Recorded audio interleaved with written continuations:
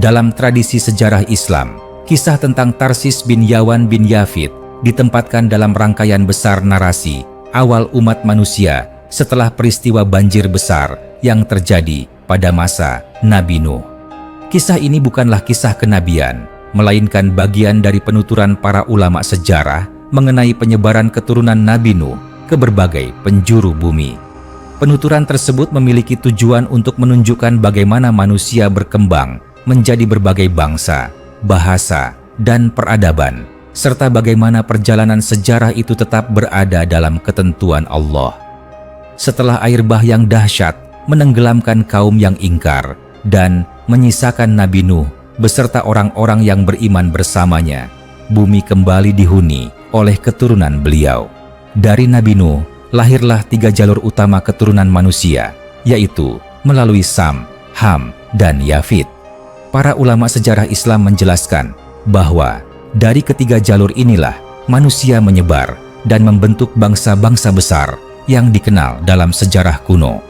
Yafid secara khusus disebut sebagai nenek moyang bangsa-bangsa yang mendiami wilayah utara dan barat bumi, wilayah yang pada masa awal peradaban dikenal sebagai daerah dingin, pegunungan, pesisir jauh, dan pulau-pulau di lautan luas.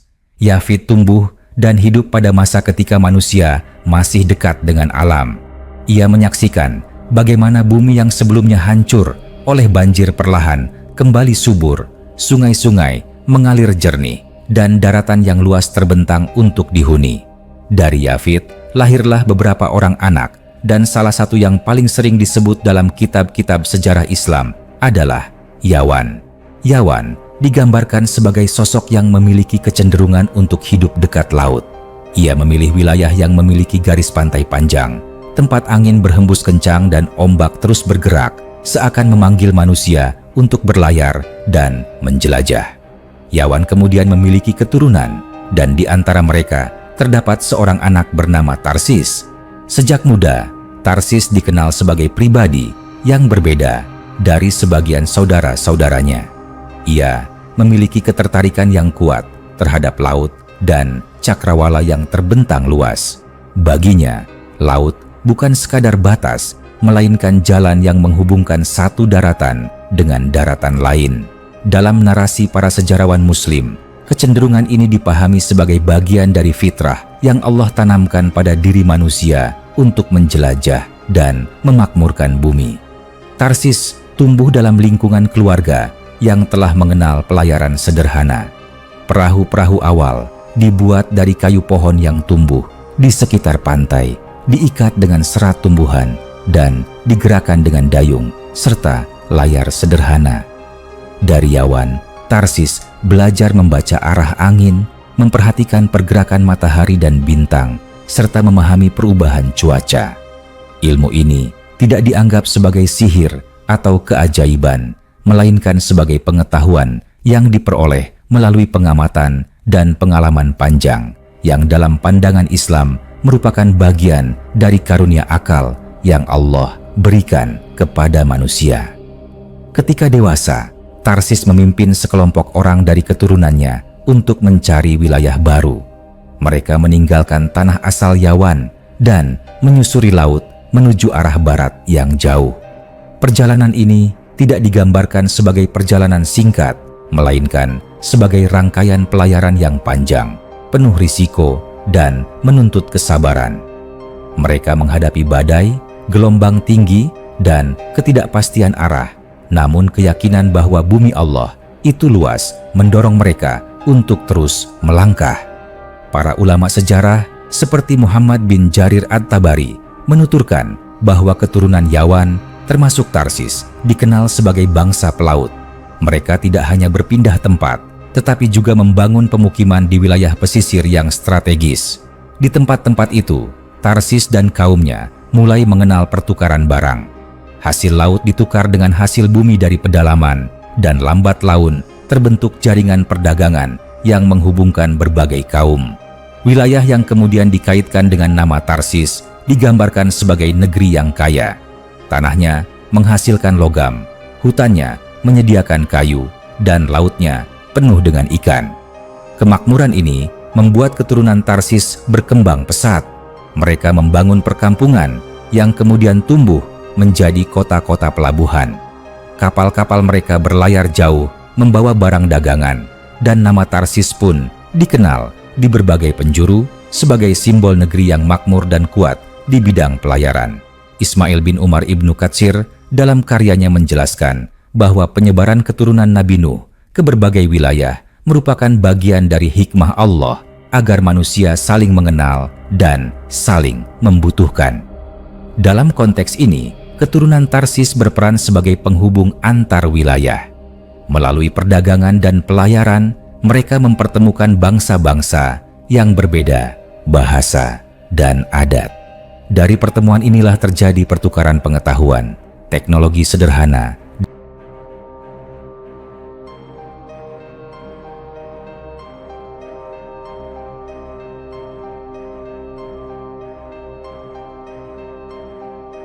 namun, sebagaimana banyak kisah kaum terdahulu, kemakmuran juga membawa ujian. Sebagian keturunan Tarsis mulai merasa aman dengan kekuatan armada dan kekayaan yang mereka miliki. Dalam penuturan para sejarawan Muslim, kondisi ini sering dijadikan contoh bagaimana manusia dapat lalai ketika merasa cukup.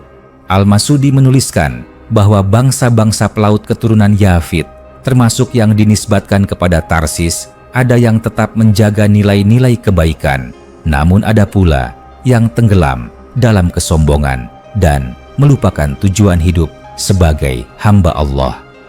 Kisah tentang Tarsis tidak diakhiri dengan satu peristiwa kehancuran besar, sebagaimana kisah kaum-kaum yang mendustakan para nabi. Sebaliknya, kisah ini lebih berupa alur panjang tentang naik dan turunnya peradaban. Sebagian keturunan Tarsis bertahan dan menyebar lebih jauh, sementara sebagian lain melebur dengan bangsa-bangsa lain. Nama Tarsis sendiri kemudian lebih dikenal sebagai penanda wilayah dan bangsa, bukan lagi sekadar nama seorang individu. Ahmad bin Ishaq al-Yaqubi menyebutkan bahwa penamaan negeri berdasarkan nama leluhur adalah hal yang lazim pada masa awal sejarah manusia. Hal ini menunjukkan betapa kuatnya peran seorang tokoh dalam membentuk identitas suatu kaum. Dalam konteks Tarsis, nama tersebut menjadi simbol bagi bangsa yang dikenal berani mengarungi lautan dan memiliki kemampuan berdagang yang tinggi. Dalam pandangan Islam, seluruh kisah ini tidak dimaksudkan untuk membangun kebanggaan ras atau bangsa.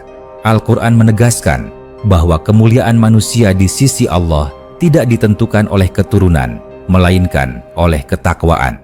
Oleh karena itu, para ulama selalu mengingatkan agar kisah Tarsis bin Yawan bin Yafid dipahami sebagai bagian dari sejarah manusia yang syarat pelajaran.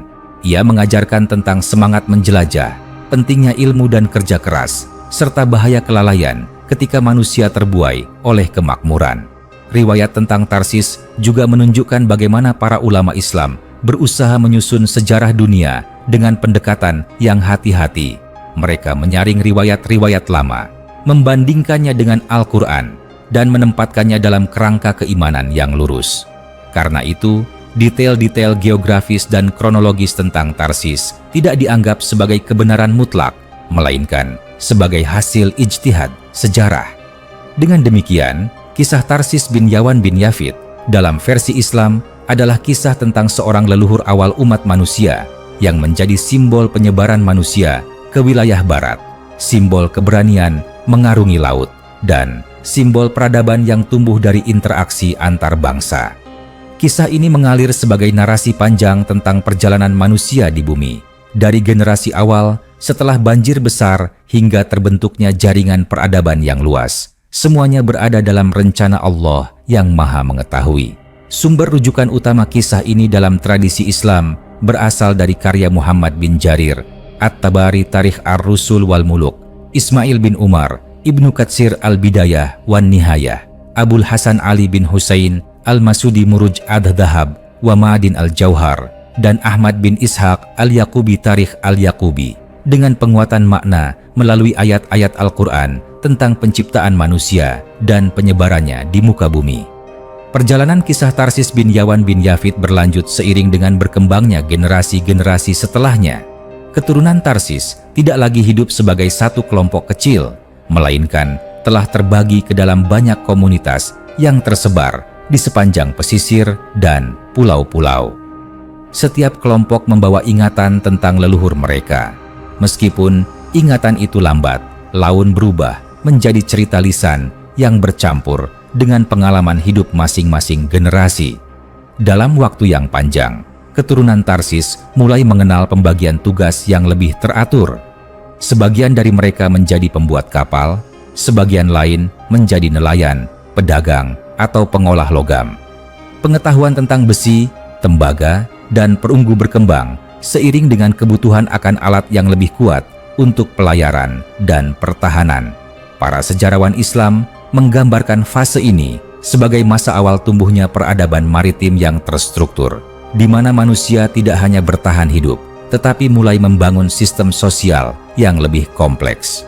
Kota-kota pelabuhan yang didirikan oleh keturunan Tarsis menjadi tempat pertemuan berbagai bangsa.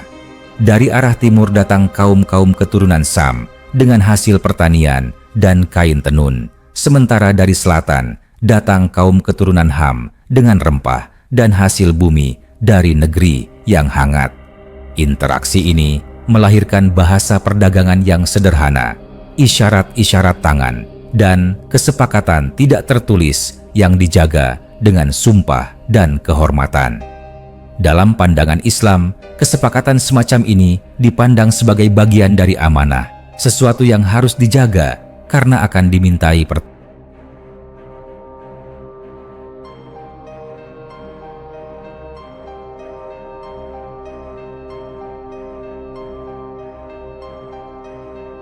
Seiring berjalannya waktu, sebagian keturunan Tarsis memilih untuk tidak lagi berlayar jauh. Mereka menetap dan mengolah tanah di sekitar pemukiman. Namun, sebagian lainnya justru semakin terdorong untuk menjelajah. Laut yang luas memberi mereka rasa kebebasan, sekaligus tantangan. Mereka mulai berani berlayar lebih jauh dari garis pantai, mengandalkan pergerakan bintang dan arah angin musiman. Dari sinilah muncul kisah tentang perjalanan panjang yang memakan waktu berbulan-bulan, bahkan bertahun-tahun, sebelum akhirnya kembali atau menemukan tanah baru untuk dihuni. Para ulama sejarah menuturkan bahwa penyebaran ini menyebabkan nama Tarsis dikenal di berbagai tempat dengan sebutan yang berbeda. Dalam sebagian wilayah, nama itu diucapkan dengan perubahan bunyi sesuai lidah setempat. Namun, maknanya tetap merujuk pada bangsa pelaut dari barat yang datang membawa barang dagangan dan pengetahuan baru. Hal ini menunjukkan bagaimana satu nama leluhur dapat menjelma menjadi identitas kolektif yang melampaui satu generasi. Dalam perjalanan sejarah yang panjang itu, keturunan Tarsis juga menghadapi konflik, persaingan dagang, perebutan pelabuhan strategis, dan perbedaan kepentingan sering memicu pertikaian. Dalam beberapa riwayat sejarah Islam diceritakan bahwa sebagian kaum pelaut ini terlibat peperangan laut yang sengit. Kapal-kapal dirusak, pelabuhan dibakar, dan jalur perdagangan terputus. Namun dari konflik inilah mereka belajar pentingnya aturan dan kesepakatan bersama untuk menjaga kelangsungan hidup. Sebagian tokoh dari keturunan Tarsis muncul sebagai pemimpin yang disegani. Mereka bukan hanya kuat secara fisik, tetapi juga bijaksana dalam mengambil keputusan. Para pemimpin ini memahami bahwa kekuatan armada tidak cukup tanpa persatuan. Oleh karena itu, mereka mengadakan pertemuan antar pemukiman, menetapkan aturan dagang, dan menyelesaikan perselisihan melalui musyawarah. Dalam perspektif Islam, praktik semacam ini dipandang selaras dengan fitrah manusia yang cenderung pada keadilan dan keteraturan. Namun, sejarah juga mencatat masa-masa kemunduran. Ketika generasi berganti, sebagian keturunan Tarsis mulai melupakan asal-usul mereka. Kisah tentang Yawan dan Yafid hanya tersisa sebagai legenda yang diceritakan kepada anak-anak. Fokus hidup mereka beralih sepenuhnya pada kekayaan dan kekuasaan. Para ulama sejarah menempatkan fase ini sebagai contoh bagaimana manusia dapat kehilangan arah ketika hubungan dengan nilai-nilai moral melemah. Meski demikian, tidak semua keturunan Tarsis tenggelam dalam kelalaian. Sebagian tetap menjaga tradisi kesederhanaan, kejujuran dalam berdagang, dan rasa hormat terhadap alam. Mereka memandang laut bukan hanya sebagai sumber kekayaan, tetapi juga sebagai amanah yang harus dijaga. Pandangan ini sejalan dengan ajaran Islam tentang manusia sebagai pengelola bumi yang bertugas memakmurkan tanpa merusak. Dalam rentang waktu yang sangat panjang, bangsa-bangsa keturunan Tarsis akhirnya melebur ke dalam peradaban-peradaban besar yang muncul kemudian. Nama Tarsis lebih sering muncul sebagai sebutan wilayah atau negeri dalam catatan sejarah, sementara sosok individunya semakin kabur tertelan zaman.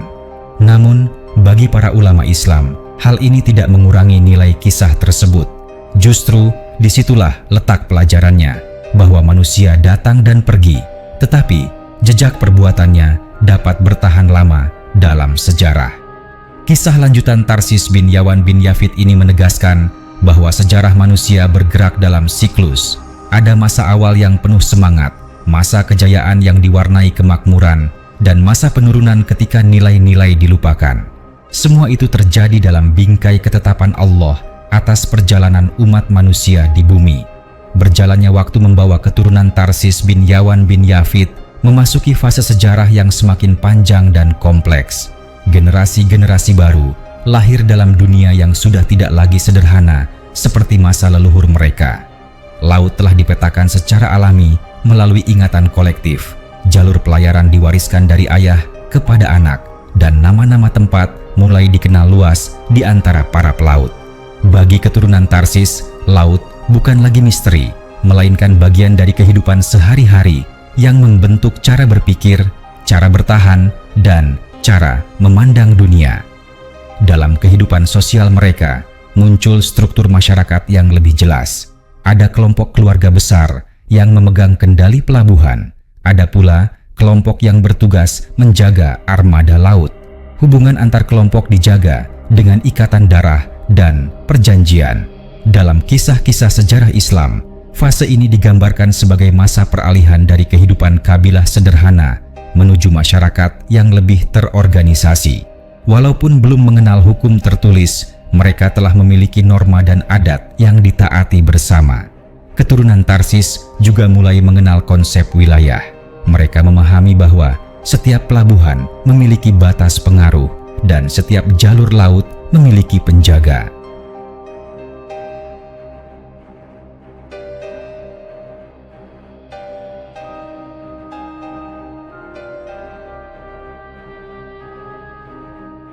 Pelanggaran terhadap batas ini sering memicu konflik, namun juga mendorong lahirnya kesepakatan antar kelompok.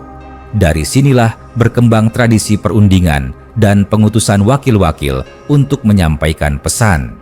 Tradisi ini kelak menjadi dasar bagi hubungan antar bangsa pada masa berikutnya. Dalam rentang generasi, sebagian keturunan Tarsis melakukan perjalanan jauh dan tidak pernah kembali. Mereka menetap di daratan baru, menikah dengan penduduk setempat, dan melahirkan generasi yang memiliki campuran bahasa dan adat. Dalam pandangan ulama sejarah Islam, percampuran ini adalah bagian dari sunnatullah dalam penyebaran manusia. Tidak ada satu kaum pun yang tetap murni dalam garis keturunan tanpa perubahan, karena pertemuan antar manusia adalah keniscayaan. Di beberapa wilayah, keturunan Tarsis dikenal sebagai pembawa teknologi baru. Mereka memperkenalkan bentuk kapal yang lebih kuat, teknik pengolahan logam yang lebih baik, serta cara menyimpan hasil laut agar tahan lama. Pengetahuan ini tidak mereka anggap sebagai milik eksklusif, melainkan sebagai bekal untuk bertahan hidup. Dengan demikian, pengaruh mereka menyebar tidak hanya melalui kekuasaan, tetapi juga melalui manfaat yang dirasakan oleh kaum lain. Namun, sejarah juga mencatat bahwa sebagian keturunan Tarsis terjerumus dalam perebutan kekuasaan. Pelabuhan yang ramai menjadi sumber kekayaan besar dan kekayaan memancing ambisi. Dalam kisah-kisah yang diriwayatkan oleh para sejarawan Muslim, diceritakan adanya masa ketika sesama keturunan Tarsis saling berperang demi menguasai jalur laut. Pertumpahan darah terjadi dan banyak pemukiman hancur. Peristiwa ini dijadikan pelajaran bahwa persaudaraan yang tidak dijaga akan berubah menjadi permusuhan. Di tengah kekacauan itu, selalu muncul individu-individu yang mengingatkan kaumnya pada asal-usul mereka. Mereka mengisahkan kembali tentang banjir besar, tentang Nabi Nuh, dan tentang bagaimana manusia diselamatkan untuk kembali menyembah Allah dan memakmurkan bumi. Kisah-kisah ini berfungsi sebagai pengingat moral, meskipun tidak selalu diindahkan oleh semua orang. Dalam pandangan Islam, pengingat semacam ini adalah rahmat, meskipun sering ditolak oleh sebagian manusia. Seiring berlalunya abad demi abad, nama Tarsis semakin jarang disebut sebagai nama seorang leluhur. Ia lebih dikenal sebagai nama negeri, pelabuhan, atau wilayah yang kaya. Namun, jejaknya tetap hidup dalam kebiasaan bangsa-bangsa pelaut, dalam keberanian mereka menghadapi laut, dan dalam semangat berdagang yang menghubungkan berbagai penjuru bumi. Para ulama sejarah melihat hal ini sebagai bukti bahwa pengaruh seseorang tidak selalu bertahan melalui nama, tetapi melalui dampak yang ditinggalkannya. Ketika peradaban-peradaban besar mulai bangkit di wilayah lain, keturunan Tarsis berinteraksi dengan mereka. Ada yang menjadi mitra dagang, ada yang menjadi pesaing, dan ada pula yang akhirnya berada di bawah kekuasaan bangsa yang lebih kuat. Dalam setiap kondisi, mereka tetap menjadi bagian dari mozaik besar sejarah manusia. Tidak ada satu peradaban pun yang berdiri sendiri tanpa pengaruh dari yang lain. Dalam kerangka pandangan Islam, kisah panjang ini menunjukkan bahwa sejarah manusia bukanlah rangkaian kebetulan.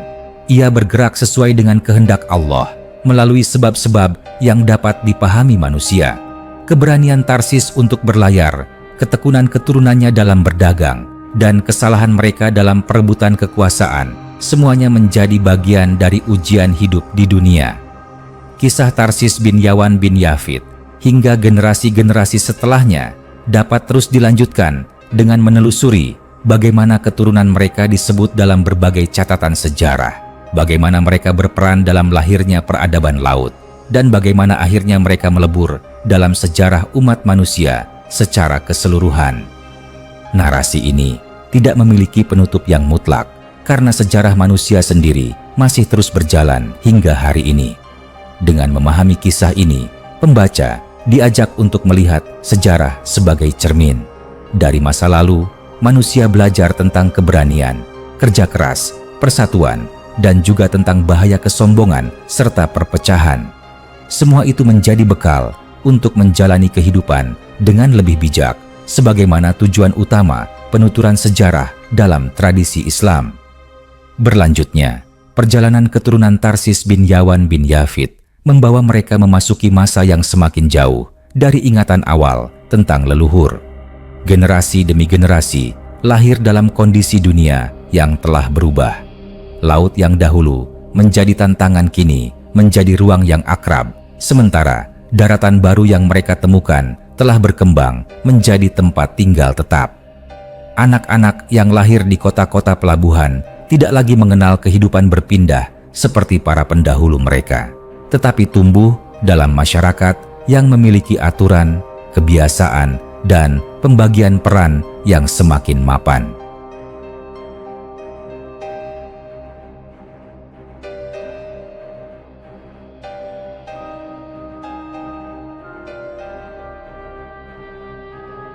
Dalam ingatan kolektif keturunan Tarsis, cerita tentang perjalanan panjang leluhur mereka masih diceritakan di malam hari, di sekitar api unggun, atau di geladak kapal yang berlayar pelan. Kisah itu tidak selalu disampaikan sebagai sejarah yang rinci, melainkan sebagai cerita tentang keberanian manusia menghadapi ketakutan dan ketidakpastian. Dari cerita-cerita inilah tertanam keyakinan bahwa hidup menuntut usaha dan bahwa bumi yang luas adalah amanah yang harus dijelajahi dengan tanggung jawab. Pada masa ini, bahasa keturunan Tarsis mulai berubah. Kata-kata baru muncul untuk menamai benda, tempat, dan kebiasaan yang sebelumnya tidak dikenal. Bahasa menjadi penanda identitas, namun juga jembatan komunikasi dengan kaum lain. Dalam perspektif Islam, perubahan bahasa ini dipahami sebagai bagian dari tanda kebesaran Allah, sebagaimana manusia diciptakan berbangsa-bangsa dan bersuku-suku agar saling mengenal, bukan saling meniadakan. Sebagian keturunan Tarsis mulai mengembangkan pengetahuan tentang waktu. Mereka memperhatikan peredaran matahari dan bulan untuk menentukan musim pelayaran dan musim angin. Pengetahuan ini membuat mereka mampu merencanakan perjalanan dengan lebih baik, menghindari badai, dan memaksimalkan hasil perdagangan. Dalam pandangan keimanan, kemampuan memahami alam ini dilihat sebagai bentuk pemanfaatan akal yang dianugerahkan Allah kepada manusia. Namun, semakin kuat peradaban, semakin besar pula tantangannya.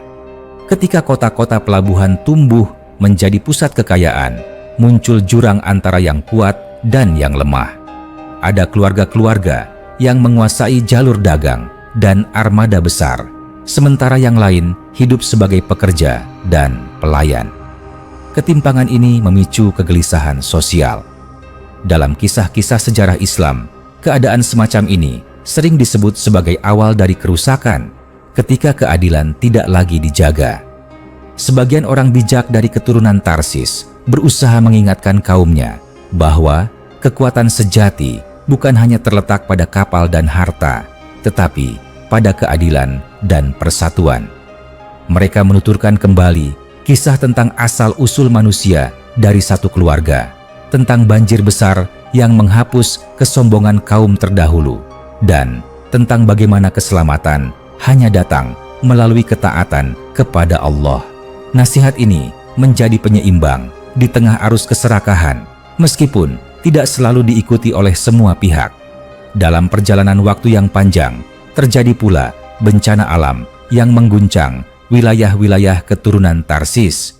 Gempa, badai besar, dan gelombang laut yang menghancurkan pelabuhan menjadi pengingat bahwa manusia tidak pernah sepenuhnya menguasai alam. Peristiwa-peristiwa ini memaksa mereka membangun kembali, berpindah tempat, atau mengubah cara hidup. Dalam kerangka pandangan Islam, bencana ini dipahami sebagai ujian, peringatan, dan bagian dari ketetapan Allah atas kehidupan dunia. Sebagian keturunan Tarsis yang terdampak bencana memilih untuk berlayar lebih jauh, meninggalkan wilayah lama yang telah rusak. Mereka membawa sedikit harta dan banyak pengalaman, lalu membangun kehidupan baru di tempat yang asing. Di sana, mereka kembali berinteraksi dengan kaum lain, berbagi pengetahuan, dan membentuk ikatan baru. Proses ini membuat garis keturunan Tarsis semakin menyebar dan bercampur, hingga sulit dibedakan dari bangsa-bangsa lain. Dalam catatan para sejarawan Islam, fase ini menunjukkan bagaimana identitas manusia bersifat dinamis. Nama besar suatu kaum bisa memudar, namun pengaruhnya tetap hidup dalam budaya, teknologi, dan cara pandang terhadap dunia. Keturunan Tarsis mungkin tidak lagi menyebut diri mereka dengan nama leluhur itu, tetapi jejak pelayaran, perdagangan, dan keberanian mereka terus berlanjut dalam peradaban yang lebih luas. Pada titik tertentu dalam sejarah, keturunan Tarsis sepenuhnya menjadi bagian dari arus besar umat manusia. Mereka berada di balik layar sejarah, berperan sebagai pedagang, pelaut, dan penduduk kota-kota pesisir yang menjadi penghubung antar wilayah. Mereka tidak lagi dikenal sebagai satu bangsa tunggal, melainkan sebagai bagian dari jaringan manusia yang saling bergantung. Dari sudut pandang Islam, inilah hakikat perjalanan manusia di bumi. Tidak ada kejayaan yang abadi, tidak ada nama yang kekal selain nama Allah. Yang tersisa hanyalah amal, pengaruh kebaikan, dan pelajaran bagi generasi setelahnya. Kisah Tarsis bin Yawan bin Yafid yang bermula dari satu garis keturunan setelah banjir besar, kemudian menjelma menjadi kisah panjang tentang penyebaran manusia, peradaban, dan ujian hidup di dunia. Berlanjutnya, kisah keturunan Tarsis bin Yawan bin Yafid membawa narasi ini memasuki masa ketika sejarah tidak lagi dicatat hanya melalui ingatan lisan, tetapi mulai meninggalkan jejak dalam pola kehidupan yang berulang. Generasi-generasi setelah Tarsis hidup dalam dunia yang telah memiliki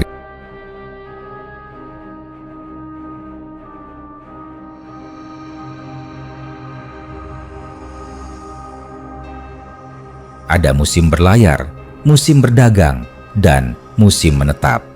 Anak-anak tumbuh dengan menyaksikan kapal datang dan pergi, membawa barang, cerita, dan wajah-wajah asing dari negeri yang jauh. Dunia mereka terasa luas, namun sekaligus terhubung oleh jalur laut yang sama. Dalam kehidupan sehari-hari, keturunan Tarsis membentuk pandangan hidup yang khas. Mereka memandang perjalanan sebagai bagian dari takdir manusia. Pergi dan kembali menjadi simbol kehidupan itu sendiri. Sebagian dari mereka meyakini bahwa manusia tidak diciptakan untuk diam, melainkan untuk bergerak, belajar, dan mengenal ciptaan Allah yang terbentang luas.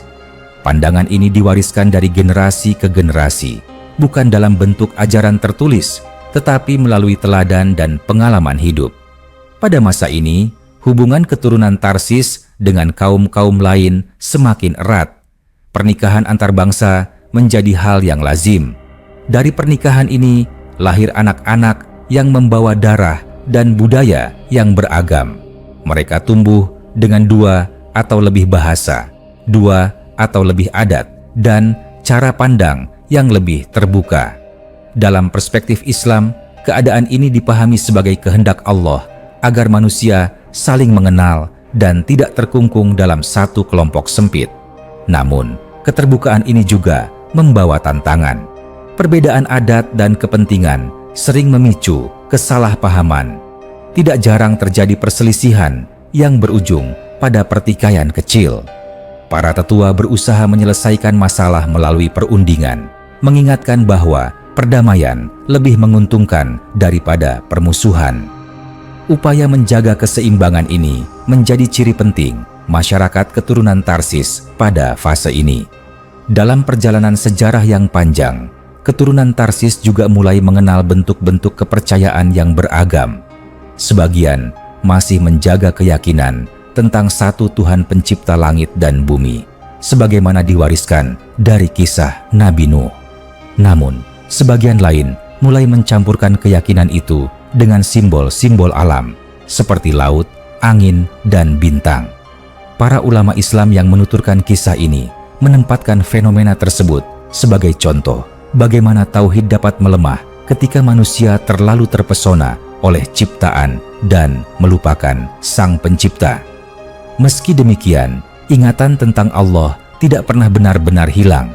Dalam situasi sulit seperti badai besar atau kelaparan, keturunan Tarsis kembali mengingat Tuhan yang Maha Kuasa.